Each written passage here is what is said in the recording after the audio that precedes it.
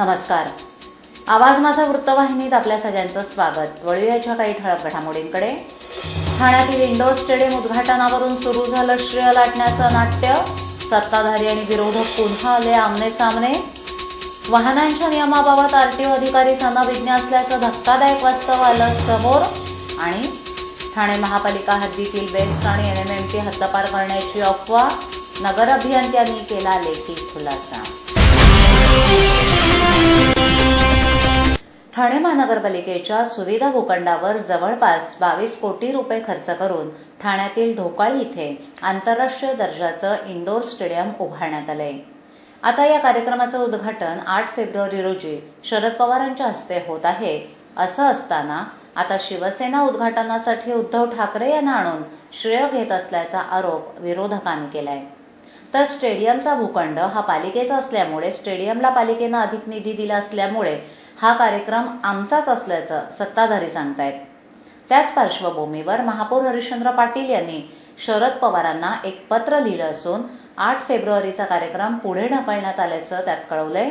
तर कोणत्याही परिस्थितीत स्टेडियमचा हा कार्यक्रम 8 तारखेलाच होणार असं विरोधकांकडून सांगण्यात आलंय.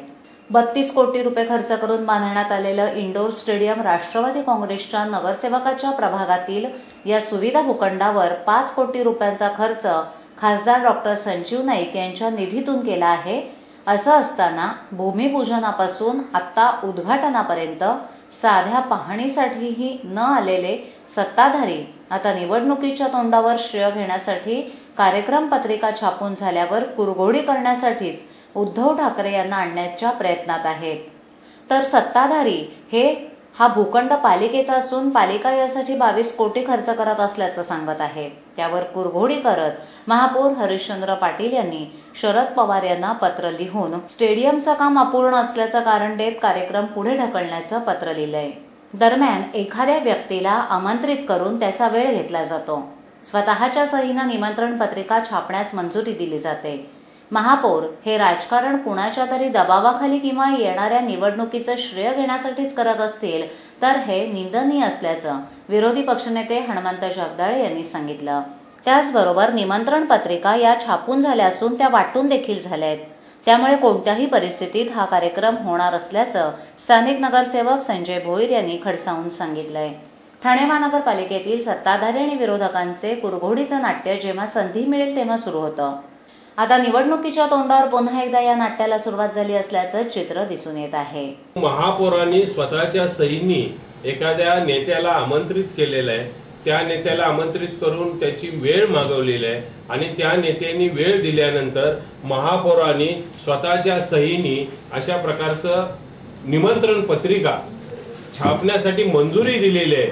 आणि त्याच्यानंतर जर महापौर कुठल्या प्रकारचं जर राजकारण कुणाच्या दबावाखाली करत असतील किंवा येणाऱ्या निवडणुकीला बळी पडून जर अशा प्रकारचं वर्तन श्रेय घेण्याचा प्रयत्न करत असतील तर निश्चित प्रकारे ते निंदनीय आहे. सगळं मंजुरी झालेली आहे, त्याच्यामुळे हा कार्यक्रम होणार. ठाणे महानगरपालिका हद्दीत घर घेताय का? मग ते अनधिकृत तर नाही ना, याची खातर जमा करा. ठाणे महापालिकेतर्फे जनहितार्थ प्रसारित. आवाज माझा पहा आता YouTubeवर देखील. डबघाईला आलेल्या ठाणे परिवहन सेवेला तोट्याच्या खाईतून वर काढण्यासाठी ठाणे महापालिकेच्या अर्थसंकल्पात अजब प्रस्ताव मांडण्यात आलाय. ठाणे परिवहन व्यतिरिक्त अन्य महापालिकांच्या बसेस अडवण्याचा निर्णय महापालिकेनं घेतला असल्याचं वृत्त पसरताच त्या विरोधात आज आमदार प्रताप सरनाईक यांनी पालिकेच्या नगर अभियंत्यांच्या कार्यालयात जाऊन त्यांना घेराव घालून या प्रकरणाचा खुलासा मागितलाय. टीएमटीच्या ताफ्यात सध्या 313 बस असल्या तरी त्यातील अवघ्या 200 ते 210 बसेस प्रत्यक्षात रस्त्यावर धावत आहेत. भाडे तत्वावरील 25 बसेसपैकी 12 ते 15 बसेस प्रवाशांना सेवा पुरवतात. त्यामुळे 20 लाख ठाणेकरांना सक्षम सेवा देण्यात टीएमटी कमी पडत आहे. दुसरीकडे शहरामध्ये बेस्ट आणि एनएमएमटी परिवहन सेवेच्या बसेसही शहरात सेवा देत आहेत. कोपरी, सिडको, मुंब्रा, कळवा इथे या बसेस येत असल्यानं त्याला प्रवाशांचा उत्तम प्रतिसाद मिळतो आणि टीएमटीचं उत्पन्न मात्र घटतं. या गर्तेतून टीएमटीला बाहेर काढण्यासाठी बंद पडलेल्या जकात नाक्यांच्या जागेवर 4 बस टर्मिनस उभारण्यात येणार आहेत. इतर महापालिकांच्या बसना शहरामध्ये प्रवेश न देता बाहेरच्या बाहेर वाहतूक करू दिली जाणार आहे. त्यामुळे ठाणे परिवहन सेवेला शहरात मुक्त वावर करता येईल असं नगर अभियंता के.डी. लाला यांनी सांगितलं, असं वृत्त प्रसिद्ध झालं होतं. हे वृत्त कळताच नगर अभियंता के.डी. लाला यांच्या कार्यालयात घुसून आमदार प्रताप सरनाईक आणि प्रवासी बस संघटनेनी त्यांना घेराव घातला. तेव्हा अशा प्रकारचा कोणताही निर्णय घेतला नसल्याचं के.डी. लाला यांनी स्पष्ट केलं. तसंच जोपर्यंत ठाणे महानगरपालिकेची परिवहन सेवा सक्षम होत नाही तोपर्यंत अशा प्रकारची कोणतीही सेवा बंद करणार नाही असा लेखी खुलासा अभियंता के.डी. लाला यांनी आमदार सरनाईकांना दिलाय. दरम्यान काल झालेल्या या निर्णयामुळे लोकांमध्ये असंतोषाचं वातावरण पसरलं होतं. काही अधिकाऱ्यांच्या मूर्खपणामुळे सर्वसामान्य नागरिकांमध्ये संभ्रमाचं वातावरण निर्माण होत असेल तर लवकरच ठाणे महानगरपालिकेनं याचा खुलासा करायला हवा. नगर अभियंता के.डी. लाला यांनी दिलेल्या या लेखी खुलाशामुळे आज आपण आपले हे आंदोलन मागे घेत असल्याचं आमदार प्रताप सरनाईक यांनी यावेळी स्पष्ट केलं. काही वृत्तपत्रांमध्ये आणि काही टीव्ही चॅनल्सवर बातम्या झळकत होत्या की ठाणे महानगरपालिका क्षेत्रामध्ये नवी मुंबई महानगरपालिकेच्या, वसई विरार महानगरपालिकेच्या, मीरा भाईंदर महानगरपालिकेच्या आणि मुंबईच्या बेस्ट बसेसना नो एंट्री येणार आहे. म्हणजे हा मूर्खपणा महापालिकेचा ठरला असता आणि ज्यांच्या नावावर सिटी इंजिनियर श्री लाला यांच्या नावावर जेव्हा ही बातमी आली तेव्हा आम्ही सर्व लोकप्रतिनिधी आणि प्रवासी संघटनेचे लोक त्यांच्याकडे आलो आणि त्यांना जेव्हा ही माहिती विचारली तेव्हा त्यांनी कानावर हात ठेवले की मी अशा पद्धतीने कुठेही बोललेलो नाही आणि जोपर्यंत ठाणे महानगरपालिकेची परिवहन सेवा आम्ही सक्षम करत नाही तोपर्यंत अशा प्रकारे कुठलीही सेवा आम्ही बंद करणार नाही असं त्यांनी लेखित आश्वासन दिलं असल्याकारणानं या ठिकाणी आम्ही आता शांत बसलेलो आहे. परंतु मला असं वाटतं काही अधिकाऱ्यांच्या जर मूर्खपणामुळे अशा पद्धतीने सर्वसामान्य नागरिकांमध्ये संभ्रमाचं वातावरण निर्माण होत असेल तर निश्चितपणे लवकरात लवकर महानगरपालिकेने त्या संदर्भात खुलासा करणं गरजेचं आहे. आवाज माझा पहा इन केबलवर 971 क्रमांकावर रोज रात्री 8 वाजता आणि यूज कॉड 18 वर 902 क्रमांकावर रोज रात्री 9 वाजता.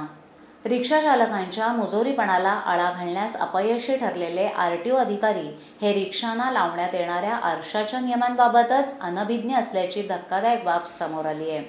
रिक्षाला साईड मिरर हा बाहेरच्या बाजूस असावा की आतल्या बाजूस याबाबत आरटीओ अधिकाऱ्यांमध्ये साशंकता निर्माण झाली आहे. त्यामुळे काही आतल्या बाजूस तर काही बाहेरच्या बाजूस साईड मिरर तर काही विदाऊट मिरर असलेल्या रिक्षा शहरामध्ये सर्रासपणे फिरत आहेत. शहरामध्ये अधिकृत जवळपास 38,000 रिक्षा धावत आहेत. रिक्षा चालकाला मागच्या बाजूची वाहतूक आणि ओव्हरटेक करणारी वाहनं दिसावीत यासाठी आरटीओच्या नियमाप्रमाणे प्रत्येक रिक्षाला दोन्ही बाजूस साईड मिरर असणं अत्यावश्यक आहे. शहरात काही रिक्षांना बाहेरील तर काहींना आतल्या बाजूस साईड मिरर लावण्यात आलेत. मात्र हे मिरर नेमके कोणत्या बाजूस असावेत याबाबत आरटीओ अधिकाऱ्यांमध्ये संभ्रम आहे. साईड मिरर हा रिक्षांना बाहेरच्या बाजूसच असला पाहिजे, तो आतल्या बाजूस असल्यास त्यावर कारवाई होईल असं आरटीओ अधिकाऱ्यांनी सांगितलं. रिक्षा चालकांची अरेरावी, जादा भाडं आकारणं, मुजोरीपणा आणि जवळची भाडं नाकारणं यासारख्या समस्यांना प्रवाशांना दररोज सामना करावा लागतोय. मात्र या मुजोर रिक्षा चालकांवर कारवाई करण्यास आरटीओ आणि वाहतूक नियंत्रण शाखा मात्र कानाडोळा करत असल्याचा आरोप प्रवाशांकडून केला जात आहे. बाबा उद्या फी भरावीच लागणार. पैसे पाठवू कसे? सोपं आहे. टीजीएसबी मध्ये खातं आहे? हो आहे. गुड. एटीएम कार्ड आहे? मग पैसे इथल्या शाखेत टाका आणि त्याला कुठल्याही एटीएम मधनं काढायला सांगा. बँक नेटवर्कच्या कुठल्याही एटीएम मध्ये तुम्ही टीजेएसबीचे एटीएम कार्ड वापरू शकता. बाबा पैसे मिळाले. आता बँकिंग इज नो टेन्शन यार. आवाज माझा पहा आता यूट्यूबवर देखील. वाल्याचा वाल्मिकी झाल्याची कथा सर्वश्रुतच आहे. पण दुर्दम्य इच्छाशक्तीच्या जोरावर एक कैदी चक्क वकील बनला असून त्यानं ठाणे सत्र न्यायालयातच वकिली सुरू केली आहे. मूळ सांगलीत राहणारे सुखदेव हनुमंत पांढरे यांची ही अजब चित्तथरारक कथा आहे. एका खुनाच्या आरोपात नाहक सह आरोपी झालेल्या पांढरे यांना आपल्या बचावासाठी चांगला वकील देता न आल्यानं कारागृहामध्येच खितपत पडावं लागलं. या घटनेनं कुटुंबावर मोठा आघात झाला. किंबहुना पांढरे यांच्या चारित्र्यावरही कायमचा डाग लागला. पण नाउमेद न होता कारागृहातून पुढील शिक्षण पूर्ण करून मुक्तता झाल्यावर त्यांनी वकिलीचा पेशा सुरू केला. ॲडव्होकेट पांढरे यांची ही जिद्द कारागृहातील इतर कैद्यांसाठी प्रेरणादायी ठरली असून बाह्य जगतातील समाजालाही त्यांनी एक चांगला आदर्श घालून दिलाय.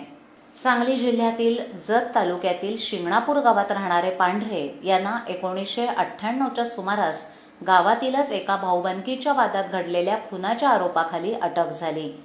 खुनाच्या गुन्ह्यात मुख्य आरोपीच्या केवळ सोबत असल्यानं पोलिसांनी त्यांना सह आरोपी केलं, पण स्वतःची बाजू मांडू न शकल्यानं त्यांना शिक्षेला सामोरं जावं लागलं.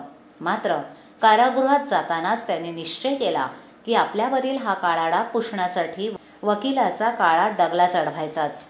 सांगली जेल, सोलापूर जेल, पुणे येरवडा ते मुंबईतील आर्थर रोड कारागृहातून डॉक्टर बाबासाहेब आंबेडकर विद्यापीठातून उच्च शिक्षण पूर्ण केलं. परीक्षेसाठी जाताना चक्क हत्यारबंद पोलिसांचा पहारा त्यांच्यासाठी ठेवला जायचा. कारागृहातूनच उच्च शिक्षण घेऊन त्यांनी BA LLB केलं असून आता ते LLMच्या शेवटच्या वर्षाला आहेत. दरम्यान त्यांनी मानवी हक्क विषयाचा 3 वर्षांचा अभ्यासक्रमही यशस्वीपणे पूर्ण केला असून जुलै 2013 मध्ये कारागृहातून मुक्त झाल्यावर त्यांना बार काउन्सिलिंगकडे नोंदणी करून ठाणे न्यायालयात वकिली सुरू केली आहे. खुनाच्या गुन्ह्यात नाहक अडकवल्यानंतर न्यायालयात आपली बाजू मांडू शकलो नाही, पण आता गोरगरिबांचे दावे लढवून त्यांना न्याय देणार असल्याची भावना पांढरे यांनी व्यक्त केली असून कुटुंबानं आणि समाजानं मला बेड्या ठोकलेलं पाहिलं तेव्हा आता प्रतिष्ठेचे प्रतीक असलेल्या वकिलाचा काळा डगला परिधान केलेले पांढरे देखील पहा, अशी भावना त्यांनी यावेळी व्यक्त केली. सध्या पांढरे यांची परिस्थिती हलाखीची असून वकिलाचा डगला आणि पायातील बूटही त्यांना एका दानशूर व्यक्तीनं दान केले आहेत. खुनाचा ठपका बसल्यानं समाज स्वीकारत नाही आणि सरकार पुनर्वसन करत नाही, अशा द्विधा मनस्थितीत पांढरे आज रस्त्यावर अथवा मित्राकडे वास्तव्य करून आपले दिवस ढकलत आहेत. यावरून एक गोष्ट मात्र लक्षात येते की शिक्षणाला अडचणींचे, वयाचे, परिस्थितीचे कोणतेही बंधन नसतं. हेच सुखदेव पांढरे यांनी आपल्या कर्तृत्वानं सिद्ध करून दाखवलंय. आजच्या ठळक घडामोडी शेवटी पुन्हा एकदा. ठाण्यातील इंडोर स्टेडियम उद्घाटनावरून सुरू झालं श्रेय लाटण्याचं नाट्य. सत्ताधारी आणि विरोधक पुन्हा आले आमने सामने. वाहनांच्या नियमाबाबत RTO अधिकारी अनभिज्ञ असल्याचं धक्कादायक वास्तव आलं समोर. आणि ठाणे महापालिका हद्दीतील बेस्ट आणि NMMची हद्दपार करण्याची अफवा. नगर अभियंत्यांनी केला लेखी खुलासा. आपल्या विभागातील काही सूचना अथवा समस्या असल्यास त्या आमच्यापर्यंत जरूर पोहोचवा. आम्ही तुमचा आवाज नागरिकांपर्यंत नक्की पोहोचवू. आम्हाला संपर्क करण्यासाठी आमचा पत्ता आवाज माझा 103 साईल 1 आदर्श नगर समोर कोलबाड रोड ठाणे पश्चिम. आमचा दूरध्वनी क्रमांक 9773503326. आमचा ईमेल ID awazmaza.tvnews@gmail.com. आवाज माझावरील एखादी बातमी पाहायची राहून गेली असल्यास YouTubeवरही ती बातमी तुम्ही पाहू शकता. तर मग उद्या पुन्हा भेटू याच वेळी याच ठिकाणी काही नवीन घडामोडींसह आवाज माझा वृत्तवाहिनीत. तोपर्यंत नमस्कार.